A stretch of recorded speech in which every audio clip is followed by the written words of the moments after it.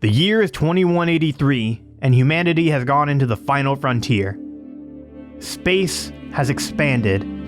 As we discover we're not alone. Working with the Alien Council, humanity finds where they fit in the universe. And yet, in the shadows of deep space, a malicious force threatens the fate of all life. Best of all, you're the only person with the information to stop them.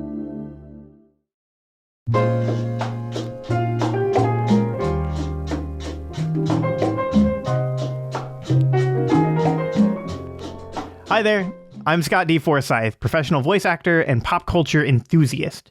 Today we're going to be talking about my favorite game series, Mass Effect. I'll be going over why I think everybody should play Mass Effect Legendary Edition, what the game is about, and a little bit of its history and why I love the series. But before we do that, let's take a quick break and get right back to Mass Effect. Or get right back to Best of All. Okay, so Mass Effect is a role-playing shooter, and the version that we're covering today is called Legendary Edition, which is the collection of the entire Mass Effect trilogy. What that all means for people who are not aware, it means that I'm talking about 3 separate games, Mass Effect 1, 2, and 3, and every piece of downloadable and extra content that was added to the games over the years. The original Mass Effect released in 2008. I believe Mass Effect 3 released in 2012. So, this game's been around for a while, so there's a lot of things, added to it. Also, I just want to get it out of the way. For people who are not gamers, I hate that term, but it's the only one that kind of fits. Keep listening. You're going to enjoy this. Mass Effect, one of the reasons I'm talking about it on this show is it is really close and in line with TV shows and movies that are typically popular. They've been trying to make Mass Effect into a visual series. I guess that's the best way I can call it, on the big screen, silver screen, for a long time. So even if you don't particularly like video games that much, Mass Effect is tailored and geared towards you. So let's get back to what the game is actually about. So in Mass Effect, you take control of a single character called Commander Shepard, who you get to customize what they look like, their gender, and what's really cool is you get to pick what they say throughout the entire game with different dialogue choices. Throughout the game, you'll build a team of characters that will help you during the different missions you go on. So Mass Effect is a sci-fi series. I would say it's probably closest to Star Trek, as it takes place in the distant future, and it's filled with unique aliens that are working with humanity. Commander Shepard is a human, so you are seeing the entire game through a human's perspective because a human is playing the game. These different aliens work in this council that's like the Federation, and it's all about stopping invading threats and life forms bent on destruction. A good example of this is early on in the first game, the council is really worried about this group called the Geth, who are these robots that are invading different colonies and civilizations. The Geth have kind of a long history, and they're very, very important throughout the entire series. But to just generally go over them, they're just robots who were made by an alien race to help their home planet, but everything went wrong. And the Geth kicked their creators, the Quarians, out of their home. And the Quarians live in spaceships. The Geth live on planets. So it's I know that's probably too much information for someone just trying to get into it. But that's kind of the unique thing about Mass Effect is the universe is varied and deep for those who want to know everything about it. I was definitely one of those people. That's one thing that I jumped on to the series. I really liked how deep and how much thought was put into the world. And that made things more interesting to me. So when I would hear a character comment on the Geth or the Quarians, or you get a Quarian team member and they're talking about that, it's oh, I kind of have this history and I know this. And when you're picking your dialogue option, Shepard can respond whether or not they would realistically know that information. So if you're playing the game for a second or third time, I've done, then you can pick that option and be like, oh, I know what you're talking about. But if you're new to the game, Shepard can literally ask a question because humanity has only recently kind of come into this whole alien world. They're very new. So it plays to both. That's kind of the driving point of this whole episode, that I'm saying that Mass Effect really meets you halfway of where you want to be. It's like, oh, you know everything? Okay, well, you can play that way. You don't know anything at all, and you're like, what the hell are these people talking about? Then you could say that. Shepard's like, I don't understand. It's really, really cool. I kind of want to give a little bit of the history of how the game was made and like who made it. This isn't really probably all that necessary for someone just like, I just want to play the game. But part of best of all, it's like, I want to explain like all the elements of a property or a product that I really enjoy. And part of that comes with the studio. So the studio that created Mass Effect is called BioWare. They're a Canadian studio, and they're pretty much known for making role-playing games. And they were known for making kind of franchise-based games. So they did a Dungeons and Dragons game with Baldur's Gate and that whole series and Neverwinter Nights. Another one that they made that people probably have heard of is Star Wars Knights of the Old Republic. That's one of their biggest games. It's getting remade, I think, next year. It's huge. And BioWare loved working on that. And when they finished Knights of the Old Republic 2, they wanted to create a new IP for themselves, a new sci-fi world that they can dig into. And, you know, I could go into the full history of that, but essentially that was the spark that, you know, created Mass Effect. And then the first game was born. By that time, EA, Electronic Arts, acquired them. They're a pretty big video game company. Not the best company in the world. Actually, they've won awards for being the worst company in the world. But they acquired them in 2005. Mass Effect was released in 2007 for the Xbox 360, exclusively for Microsoft. As the series went on, it broadened out to pretty much every other console.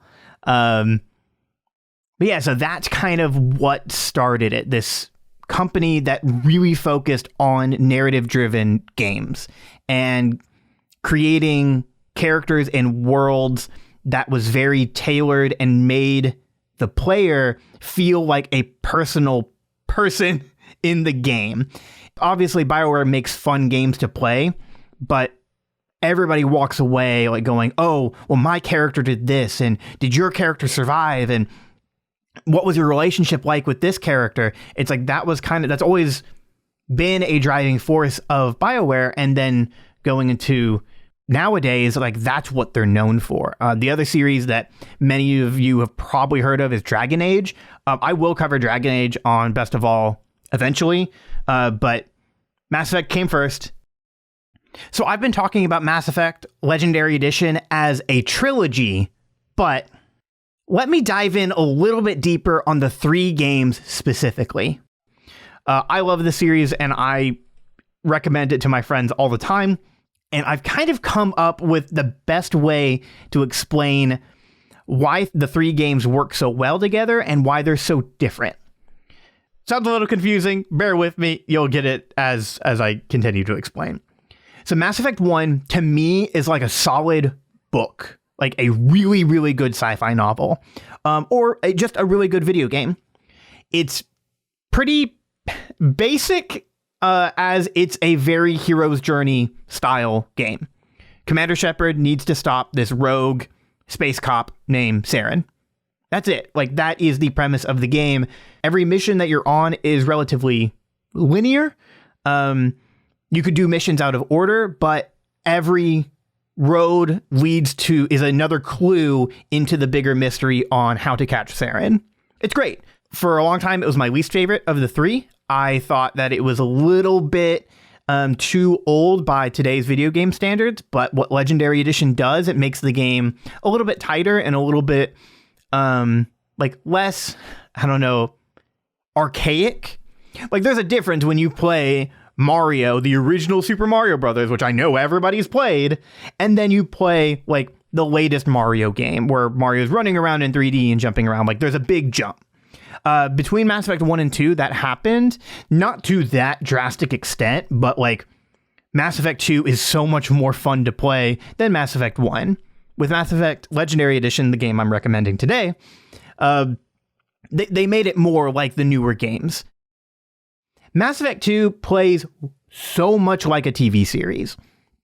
It is like someone recommending you a like 4-season exceptional sci-fi series. The reason I say that it's like a TV series is, to me, the missions and the story beats are way more segmented. Like, you can play one mission and then put it down for the day, because the game's goal is a little bit different than it was in Mass Effect 1.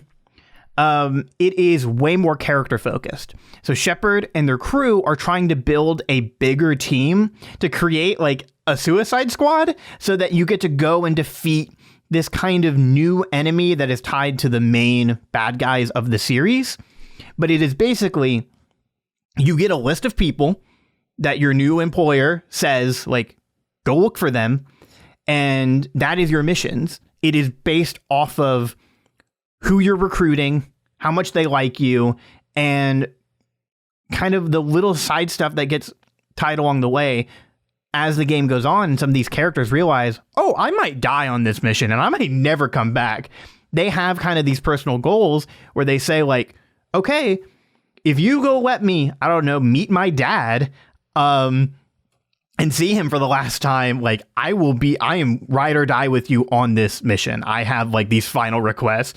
Because truthfully, the final mission of the game, it can happen in dozens of different ways based off of your choices, which is another really driving point of Mass Effect that I'm really surprised I haven't said anything about that, but I guess now is a good time to talk about it. Mass Effect is such a good trilogy because literally your choices matter. If someone dies in Mass Effect 1, they do not come back. They are out of the game. They're gone. If you pick someone to be a leader over somebody else, they are that leader. Like, that is the ramification. You have ramifications of your choices.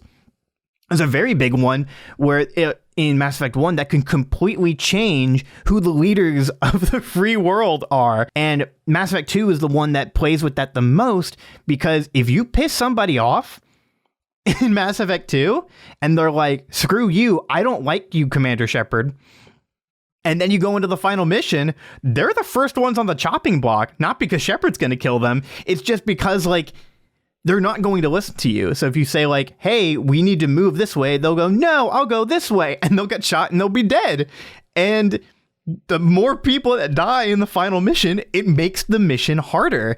And if there's less people, then the people that you do like who are a little bit weaker, like if you have someone who's older, or if you have someone who's like a doctor who's not a perfect cloned alien, or a amazing, beautiful assassin, they're going to die. It's so cool. It is such a unique, tense moment. There is nothing more fun than playing that final mission in Mass Effect 2. The reason I say it's like a TV series is because you're spending more time with the characters. It's a very character-focused journey. And that's why, for the longest time, everybody says Mass Effect 2 is the best one. And arguably, it is. It is the one that is the most fun to play. And if you're only going to play one of these three, 2 is the one to play. It is you're going to miss some context of not playing 1, but the game is set up to where if you just want to play one of them, you easily could. But what about 3? What about Mass Effect 3? Well, Mass Effect 3 concludes the trilogy. And for me, it feels like a larger-than-life blockbuster movie, like an event movie. This is your Avengers Endgame. This is your, like, Justice League. This is your, I want to say another movie, but I don't want to spoil it. This is where all of your decisions and choices finally cultivate in a overall rewarding way. I say that with a little hesitance in my voice because when the game was first released, a lot of people were disappointed in the ending of Mass Effect. I understand that. It is not the best ending. I will give you that. It works. I like it. I like Mass Effect 3. And they added some new content to make it a little bit better. And there is this final mission before the final mission. I guess it's the penultimate mission called the Citadel, which is essentially the true ending of the game. It is like this one last ride with all of your friends and all of the characters that you've met and befriended along the way. And you have this exciting, fun mission and this like really wild house party. It's a great series. Like, and that gives you the closure that some people were looking for Mass Effect 3. I still recommend Mass Effect 3. And it looks like for the future going forward that despite the way Mass Effect 3 ends, there will be a new Mass Effect and it's going to continue from this trilogy. So in the long run, it's probably going to be important to play. If you already like 1 and you already like 2, go ahead and play 3. Just know that out of the 3, it's probably the weakest, but it's still a very solid game. I think I've done a pretty good job of explaining why I like this game so much and why it's best of all. I have a few little just fun trivia and side notes. Here are some actors who are in this game.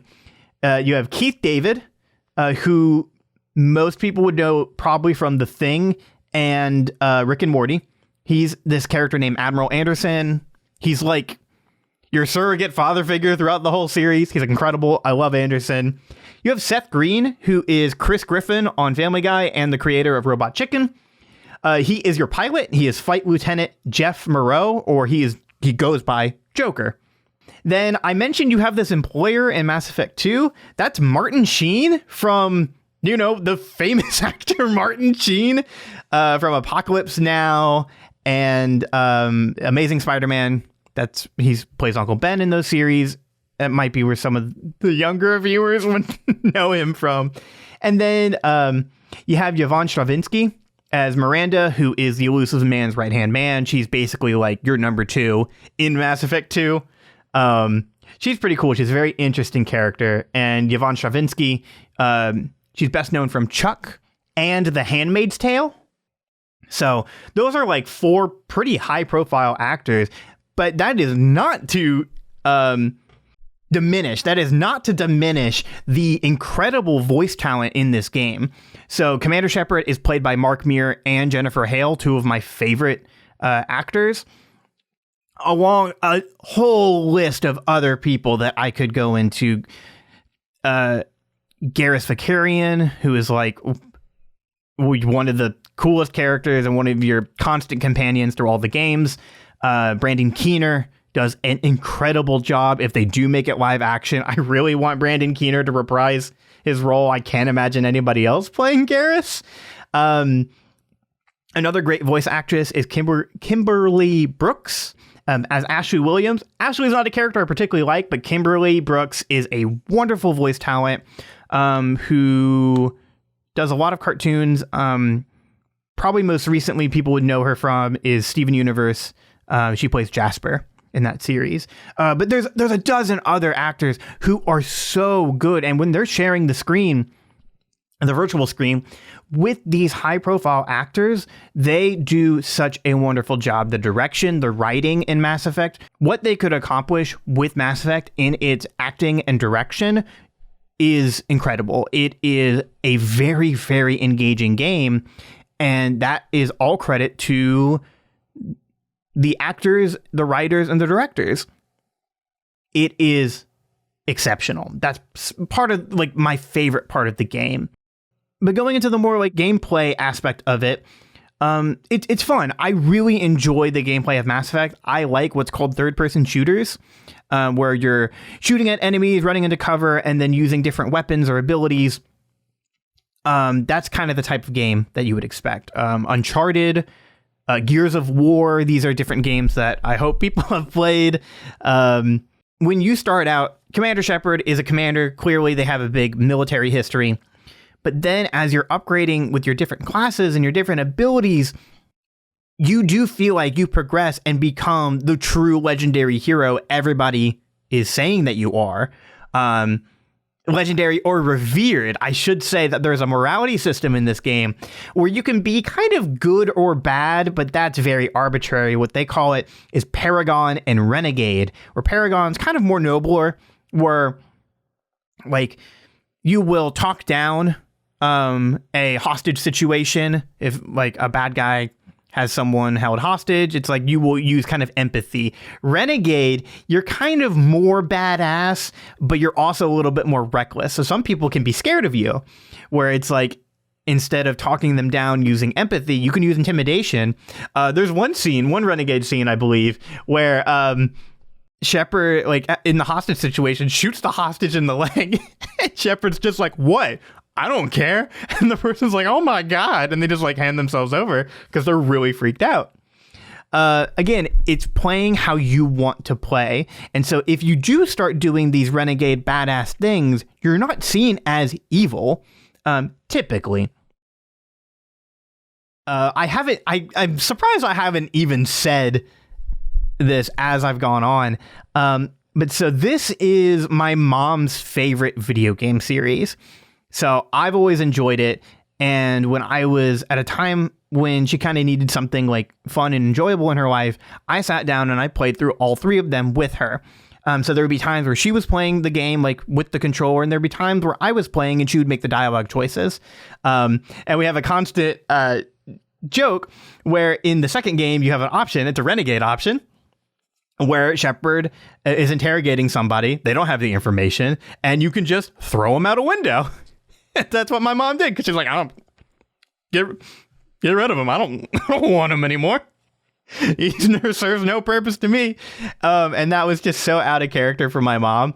But it was really funny, and it really helped build the type of Shepard that she played. And so then, recently for Legendary Edition, we were playing it again, where we were kind of playing a combined Shepard, where like it was my personality and her personality. And again, you're creating this very unique character. I really, really like Mass Effect. If that isn't clear enough, it is a series that I know so deeply about. I could make a podcast just about Mass Effect. And now that I've said that out loud, it's very enticing for me to do that. I shouldn't. I have too much stuff I work on. But it's a game that I think that people who love streaming series like Netflix shows or high-profile movies, I think they would really enjoy this. I want the Mass Effect show and world to be explored even more. There are books, there are comic books, but there's very little games. And for the sake of simplicity, I will say just stick to the Mass Effect trilogy. There is another game called Mass Effect Andromeda that's very infamous in the series. I like it. I like Mass Effect Andromeda. I like those characters. I have not played it as much as I've played the trilogy, but I will go back and play it. It is a good game. It just has quite a few flaws. This game series is tailored to how you want to play it. If you just want to shoot stuff and you don't care about anything, you can play it that way. If you want to dig deep and you want to know everything there is to know about this world, you can do that. And then you can be in between. You might be wondering where you can play Mass Effect Legendary Edition. You can purchase it digitally or physically for Xbox One and PlayStation 4. And it is also playable on PS5 and the Xbox Series products through backwards compatibility and digital download. I believe this game is on Game Pass. If you're subscribed to that, oh my goodness, I need to do a whole episode on Game Pass because it's the coolest thing in the world. So there's the what to what on Mass Effect Legendary Edition. Hopefully you've taken something out of this episode and will give Mass Effect a shot. But best of all, you were a listener. And we, here at ScottyMeLad, thank you. And this is my favorite podcast on the Citadel. Only a few of you are going to get that reference. Thank you all so much. That is my closer.